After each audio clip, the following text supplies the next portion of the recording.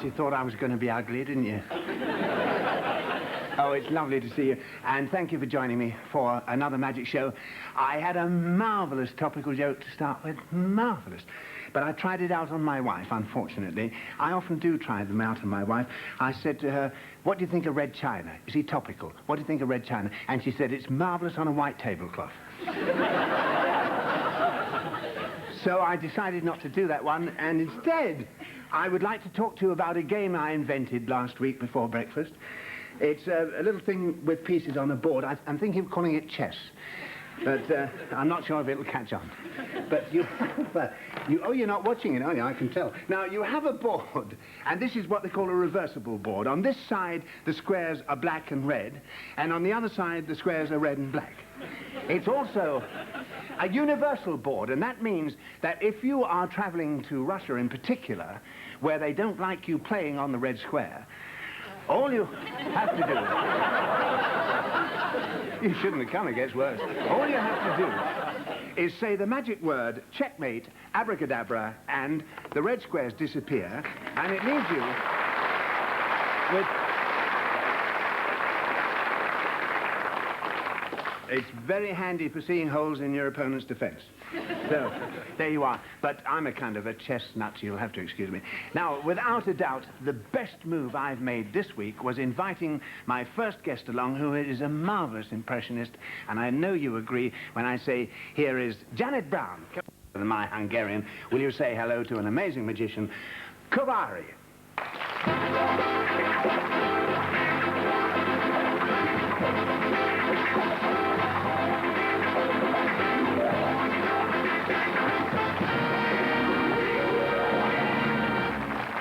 Ladies and gentlemen, goodbye.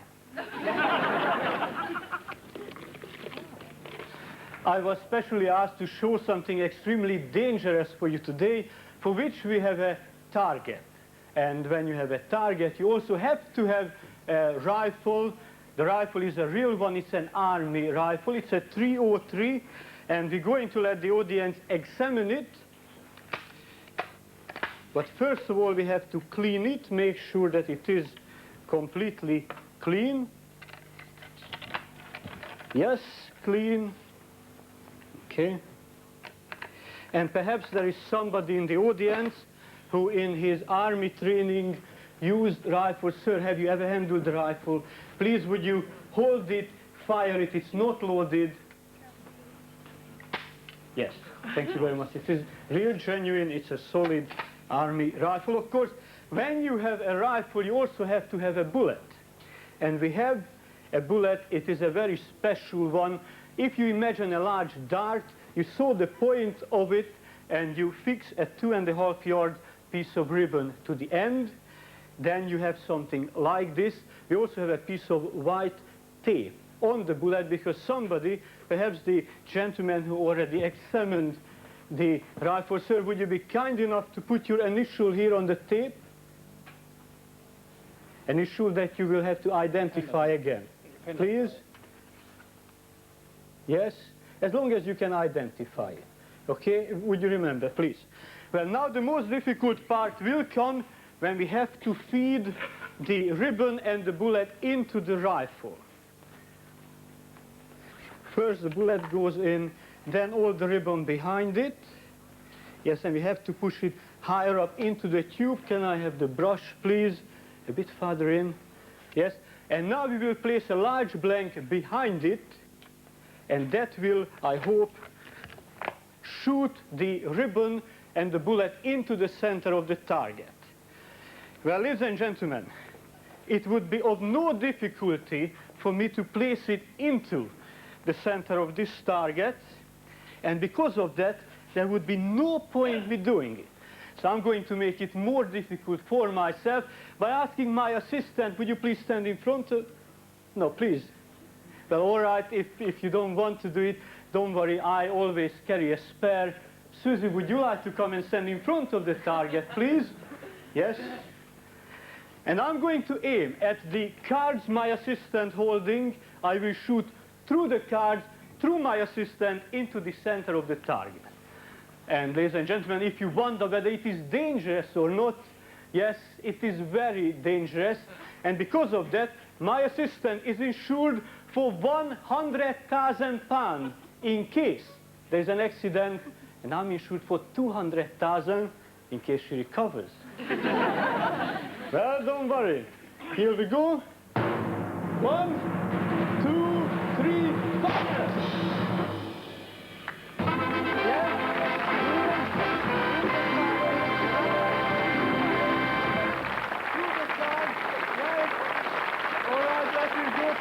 And I'm going to ask the gentleman, sir, would you be kind enough, please? Is this still your signature on it? Yes? Thank you very much.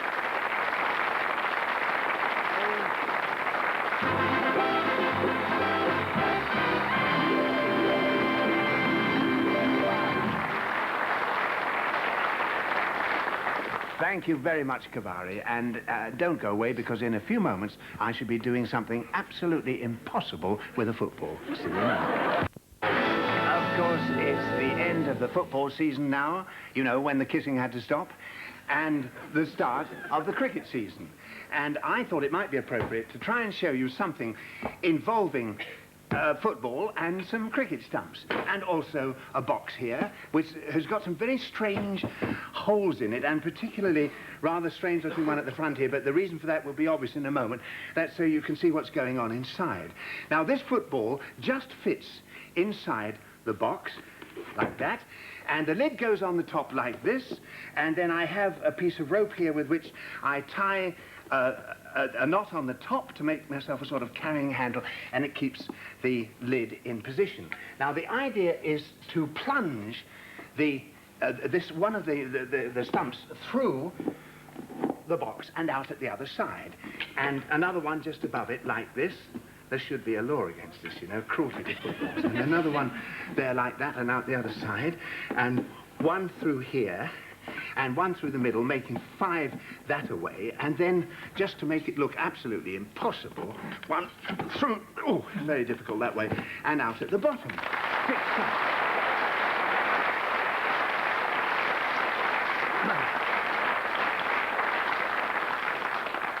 Excuse me just a moment. Are you all right? Yeah, I'm all right. Good. We take them out like this, just to make sure that the ball is undamaged. Let's undo the rope and take the lid off and look inside, and we have inside a quite undamaged football. There it is.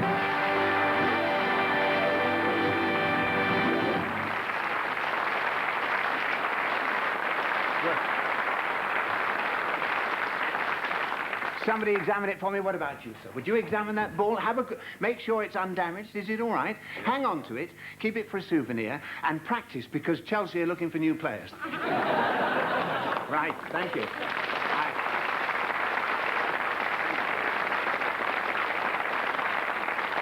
I had a letter from somebody who is enjoying the show.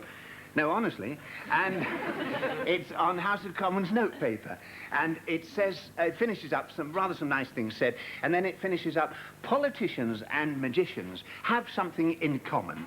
The public know there's something sneaky going on, but they can't put their finger on it. Well, this is very true, of course. Pieces of plastic, and they're held together with 3 elastic bands, 2 plates of plastic, 4 and aft. And I'd like you to have a look at these, sir. Just have a look under the bands there. All one piece of plastic. Yes, now, yes, really is. Honestly. You don't trust me, do you? I can tell. No, he doesn't trust me. No, I'm not used to it, mind you. Now, there they are. We've got 8 cards sandwiched between the plastic. And if you want to remember them, it's the 8 of hearts, the Jack of hearts, 10 of spades, 7 of diamonds, Jack of clubs, 4 of spades, King of diamonds, and 9 of clubs. Would you repeat that, please? Right, there they are. Because you're in this as well. Would you help me for a minute? Do you mind, love? That's very kind of you. It's very simple. We're not together on this, are we? No. Sure? Absolutely. You didn't know I was going to ask you, did you? No, I didn't. Very kind of you, dear. Well, what I want you to do is to hold these 2 pieces of plastic like that between your 2 hands at the corners. Bottom corners would be best. And I'm going to cover it with this handkerchief like that, and make sure that I don't go near that and cheat in any way at all. Don't let me touch that, will you? All right, love? All right. Okay, not till we've finished. I mean, let me when I know we've finished. And hold it up a bit. Now, oh, she's started already. Hold it up, that's lovely. Now, I've got the 8 cards repeated here, and here they are, the 10 of spades, the jack of clubs, the 8 of hearts, the jack of hearts, the 4 of spades, the 9 of clubs, and the 7 of diamonds. And I'm going to shuffle them, and I'd like you, sir, to tell me when to stop shuffling. Anytime you like, you can say stop shuffling. No. Now, right. Now I'm going to ask you to touch one card. Just touch the back of one card, and you can change your mind if you like. Do you want to change your mind? No. That is the one you want. That one. Right. Right there on the top now. Is that right? Yeah. And you've chosen the King of Diamonds. In fact, you could have chosen one of the other 7, but you chose the King of Diamonds. And that was your choice, wasn't it? Yes. An absolutely free choice. Now, I'd like to show you the power of mind over matter. I'm going to put the card in upside down. And if you don't mind, it doesn't matter. I had to say that. I've been meaning to say it for years. And I'm glad I've got it over. Now, I'll close them up. The King of Diamonds is upside down. A little squeeze and a little wave over the top. And the card that you chose, sir, is still under the perspex here, but something strange may have happened. We have a card that has turned itself round. Which one is it? King of Diamonds. The King of Diamonds is turned around.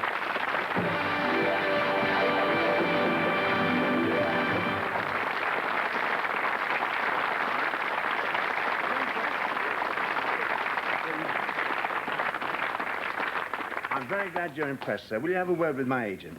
You're right. Try and get the money. He's ahead of me. Thank you very much.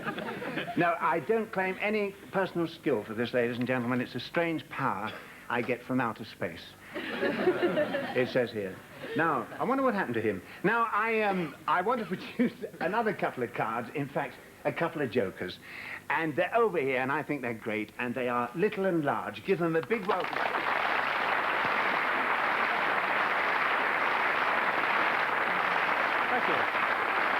I would like to... Wumble to you, partner. Young Wumbles were told. Wumble up and see me sometime. This stage of the show, at the end of the show, each week I try to do a very big, spectacular illusion. And my good friend Ali Bongo and I try and work out something a little different all the time. Very difficult to think of something that you haven't seen before. And at this stage, I usually feel rather like Zsa Zsa Gabor's 6th husband probably feels from time to time. I know what to do, but how do I make it interesting? Darling, did I hear somebody mention my name? Zsa Zsa!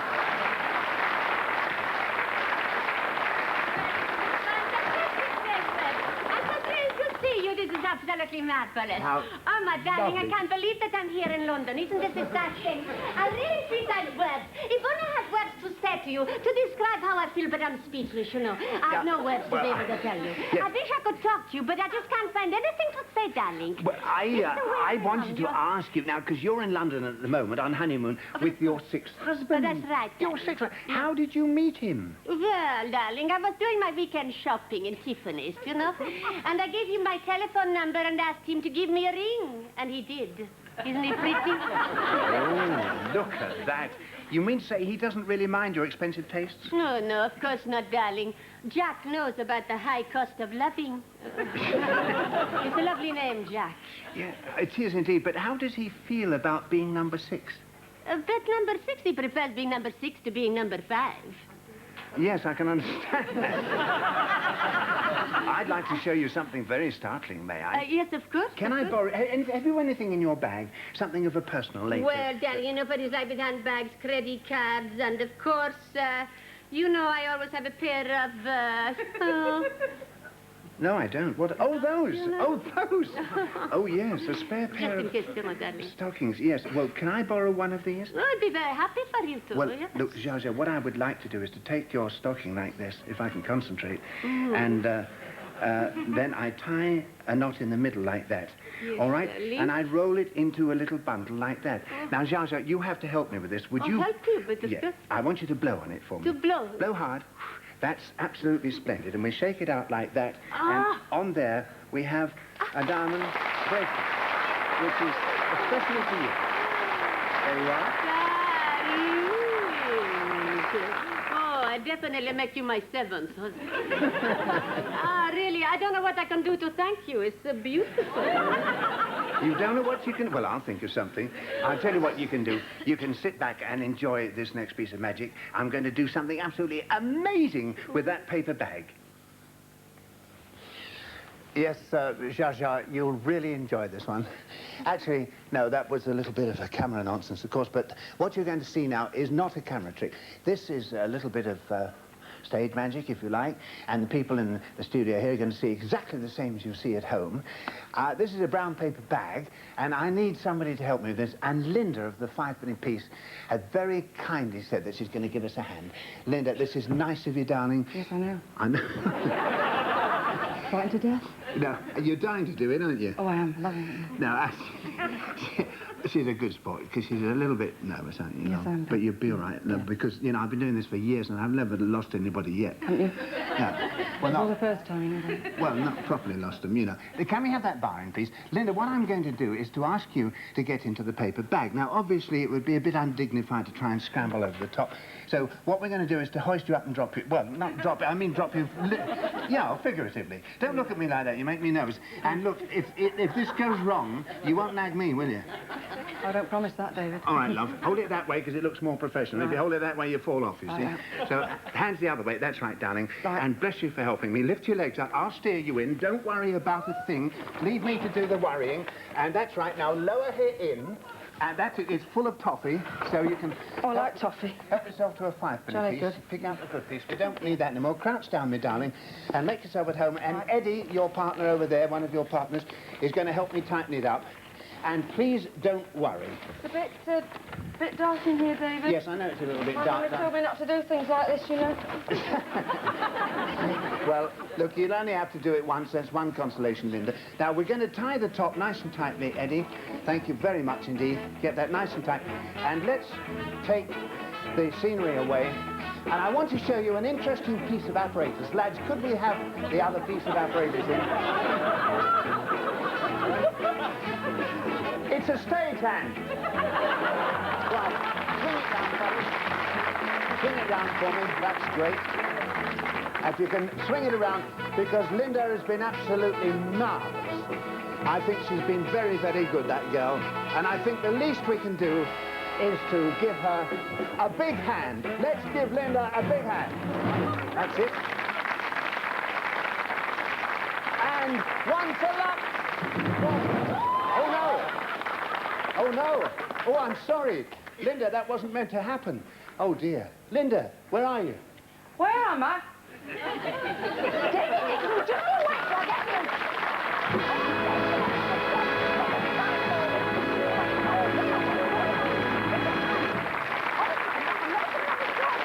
You don't mean that, darling, do you? Oh, I can make it all right with you.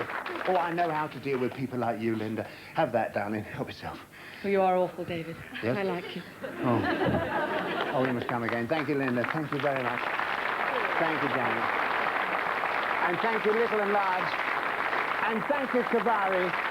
And thank you for the 5-penny piece. Lynda, many thanks. See you about the same time next week. I hope so. See you then. Bye now.